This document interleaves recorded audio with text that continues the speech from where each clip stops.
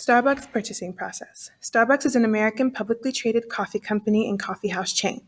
The Starbucks Coffee was founded on March 31st, 1971 in Seattle, Washington. Since then, Starbucks has grown to 27,340 locations worldwide, in 78 countries and 6 continents. Starbucks has made a hailed representative for the second wave coffee movement, which has made artisanal coffee such a popular product in our modern society. The premier Arabica coffee bean is the signature coffee brew due to its preferred taste. Today we will be following the purchasing process that leads from coffee bean to cup. Recognition of demands. Our recognition of demand is going to be breaking down into four major parts. We begin with the technical demands. Here, the beans are supposed to be green and freshly grown. They should all be sizes not less than 15 millimeters. Next, we move to the quality demands. Our quality demands entail consistent bean size, no less than 15 millimeters, uniform beans color. All the beans should be green and have no black or colorful spots in them. Next, we have the commercial demands. Our commercial demand should be affordable, does not provide a loss or increase in production cost, sustainability, grown and efficacious sourcing. Last but not the least, we have the logical demands. Following procedures that are transparent and corresponding to the ways of the Starbucks supply chain and those involved. Accessibility to the designated plants and distribution centers owned by Starbucks. Prospecting information search with potential suppliers such as Tokyo, Mexico, and Ethiopia, gotten by the means of internet experience, commercial sources, and others. Starbucks uses a comprehensive social, environmental, and economic coffee buying guidelines.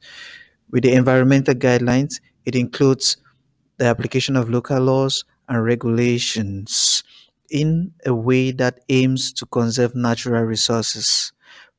Moving down to the social regulations, it involves no exploitation of workers, transparency in policy processes and company records. Last but not the least, we deal with the economic guidelines, which entails transparency from the head of the business down to the ground workers.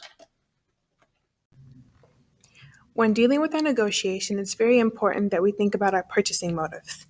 For Starbucks, our purchasing motives revolve around four main things: our image, our social standing, the money, and the security. When dealing with the image, we think about the reputation of the company and the reputation of our supplier. Due to the taste of our coffee being one of our most important reflections, it's important that the suppliers that we choose brew great quality coffee. No bitterness, no moldiness, because their bad quality would reflect on our company.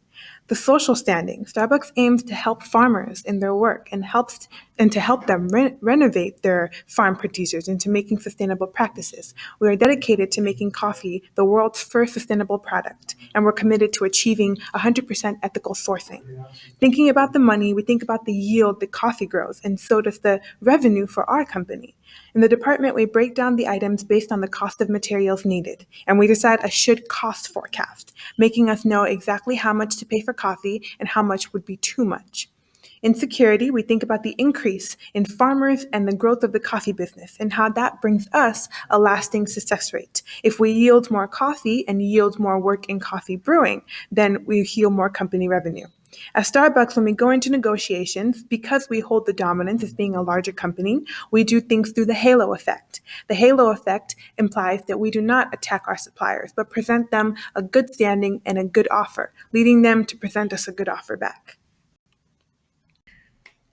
When it comes to analyzing our suppliers, Starbucks has developed a pilot program to find preferred suppliers in efforts to reach our sustainability goals. This is carried out by a point system. The point system evaluates new suppliers but also allows us to evaluate our current suppliers. There are two prerequisites to finding a potential supplier: the quality of the bean and the verification of demands. This is found through our CAFA lines, which stands for Coffee and Farmer Equity.